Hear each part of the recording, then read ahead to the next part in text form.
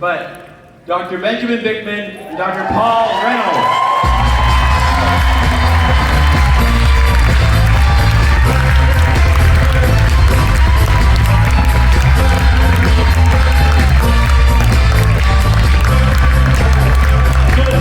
Good morning. We are so happy to be with you at this event. Welcome. Thank you so much. Ben, can you believe we're at such a fantastic event? We have all-star guests on our panel today that we get to learn from. Yes, this is wonderful. I just hope you all appreciate how unique it is. Paul, what are a couple scientists like us doing in a place like this? But it is, to me, just further evidence of how committed Unicity is to just cutting-edge metabolic science.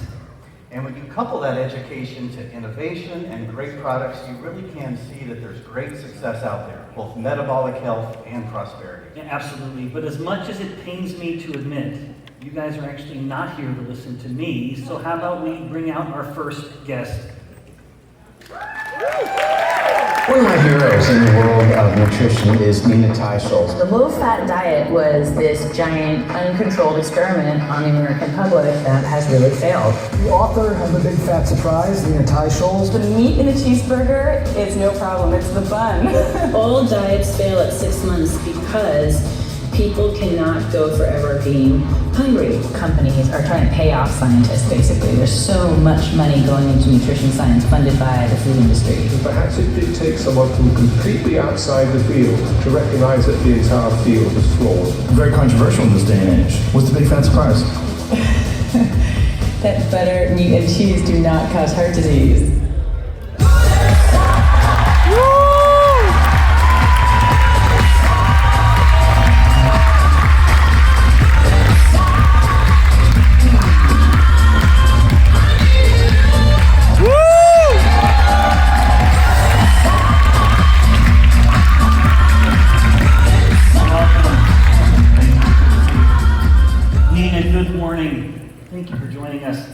Well, let's just get started with these questions because you have so much fascinating information for these good people. You've spent more than 2 decades investigating the science behind saturated fats and seed oils, but you've also been very involved in the politics of the dietary guidelines.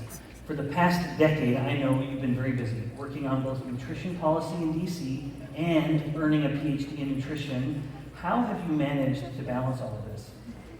Well, I mean, all these fields really intersect, right? And so I started off just curious about what made us healthy.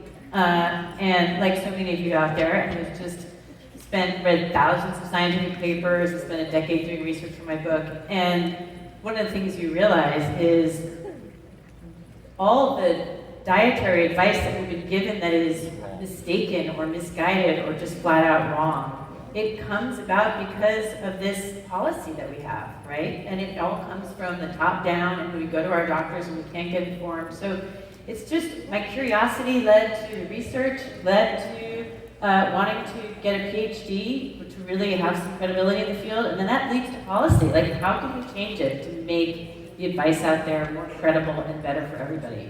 Almost said. Your journey really is compelling, Nina. And from your research then, what would you say would be some of the most striking examples of how industry has failed us and science that's flawed has really kind of shaped our national healthcare landscape? I think one of the most astonishing stories that I know, I discovered with the very first recommendation to avoid saturated fat and cholesterol. So that's like why we think meat and butter and cheese are all bad for our health. That came out of the American Heart Association in 1961. And I discovered that that group had been launched by the seed oil industry, by Crisco Oil, because Procter Gamble, maker of Crisco Oil, had organized a fundraising contest for them, and it really launched them. And then they turn out to say, cut back on saturated fats, replace them with seed oils. I mean, that's sort of the foundation of all the bad dietary advice that we have today, and it really began with the influence of industry. Nina, the original food pyramid, which is the AHA, I know, preceded the original food pyramid, but still we're coming up on about 50 years of it. It put grains, of course, at the base. It was a foundational thing. And then fats were right up at the top. In other words, don't touch these things was the overall view. naturally, that created a very carb-heavy food marketplace that we still see today. With all of that in mind, what would be some practical advice that you'd give people to help them thrive metabolically? Because in the midst of this carb-heavy culture, of course, has come tremendous disease, but those are also the cheapest and sometimes yummiest foods. So what advice would you give people to help them make that habit? I mean, I feel like that food pyramid is one of the most destructive graphics documents in the history of the world. And I would take the food pyramid, my advice would be, take the food pyramid and flip it upside down. That would be, I think we all know, grains up at the tip, fat and protein down at the bottom, and that is the simplest and easiest and best advice I could give for improving somebody's metabolic health. So just basically flip the pyramid. Flip the pyramid. Yeah. I think, there's a South Park episode where they actually flip the pyramid. They're like in some control. I wasn't going to say it. And it's just like, how did they know? Yeah. I mean, this is, I don't know. They thought it was just a joke. Decades ago, right. And they nailed it. Yeah. Nina, it's so compelling that many people are now starting to appreciate the fact that, we do need to be more thoughtful about our choices, and, we need to reevaluate these guidelines. So with recent federal initiatives that are proposing updates to these dietary guidelines and a change in food policy, what do you see as some of the most important changes that are on the horizon, and what do we still need to do in addition? Yeah, I've been doing some work in Washington D.C. on this, and just for everybody to understand, the dietary guidelines is the most, it's like America's, the North Star of nutrition. It's the key influencer in what people think is a healthy diet, even if you think that's a .gov website, I don't go there. But it comes through your doctor, your dietitian, your nutritionist, it comes through the school education, it comes through, it's what we're fed, it's all school lunches are based on the guidelines, and they're super important. What needs to change? Currently, they still recommend 6 to 7 servings of grains every day, including 3 servings of refined grains. How can that be justified? And they still have a 10% of calories cap on saturated fats, which is why we can't, or our children can't get fed enough meat and eggs. There's no eggs for breakfast at school. Right. So that is probably those 2 changes are the single most important changes, I think, for improving metabolic health in America. I would also say getting rid of any cap on sodium.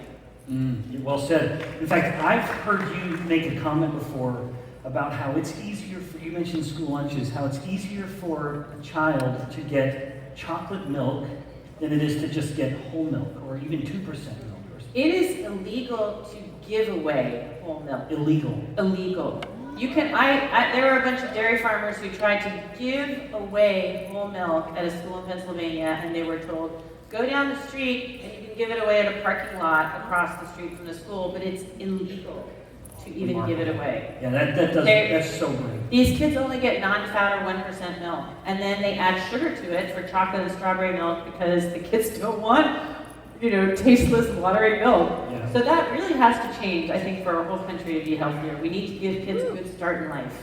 Yeah, in fact, let me ask one more, because we're doing fine here. You'd mentioned to me before, where I was with you in D.C. not too long ago, and I was struck, maybe just share briefly your thoughts on why it matters that the dietary guidelines, that inverted food pyramid, should be inverted, is coming from a department that really has no business, whose prime mandate is not human health. What is the USDA's job to create a food pyramid ought to be perhaps the purview of some other department. Yeah, I think most people don't understand this. Like, we have this U.S. Department of Agriculture, the mission of which is to promote all American farmers and foods, right? And then, starting about 40 years ago, they're given this mission of the dietary guidelines to tell Americans, well, eat some of these foods and less of those foods, or they have to pick and choose between the foods.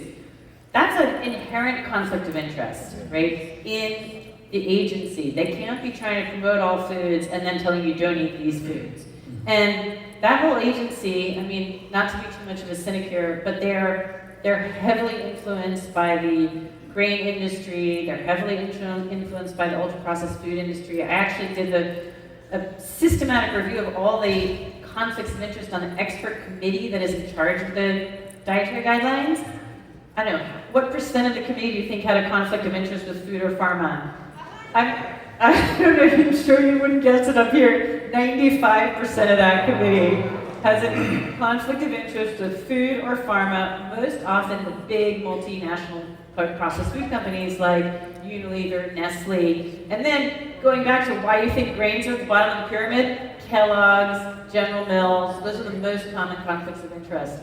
So half the committee had 30 such ties or more. One of the members of the committee, this is a 20-person committee, experts, she had 152 ties with food or pharma, right? Oh my gosh, we have got our work cut out for us. And thank you. Well, let's move on as we wrap up into some rapid fire questions.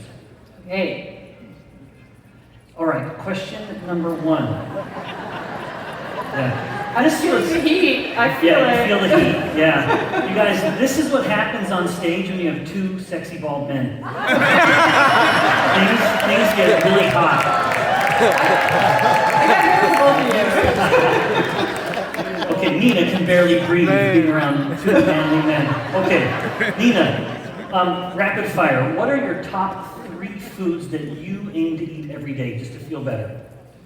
Okay, I know this is controversial stuff, but beef. I try to eat beef or meat from any ruminant animal. Why ruminant? Because they have multiple stomachs, and that is a chance to get rid of all the toxins in the plants that they eat. And when I looked at that, I was really amazed. Like, it's different than a chicken or a pig that has 1 stomach. So, beef, which is the most common ruminant meat we have, eggs, and butter. Butter has an amazing amount of vitamins in it, including vitamin K. I love butter. Yep, awesome. Okay, next one. What would you suggest if someone wants to cut out just one thing to improve their diet? I would have to say total carbohydrates.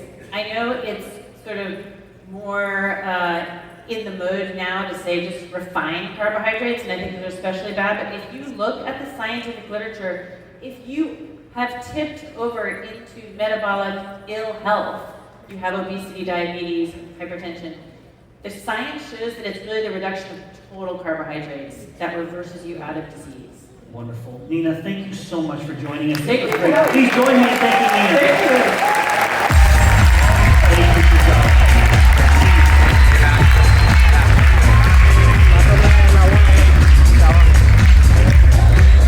The Obesity Code. Why did you write this book? Woo!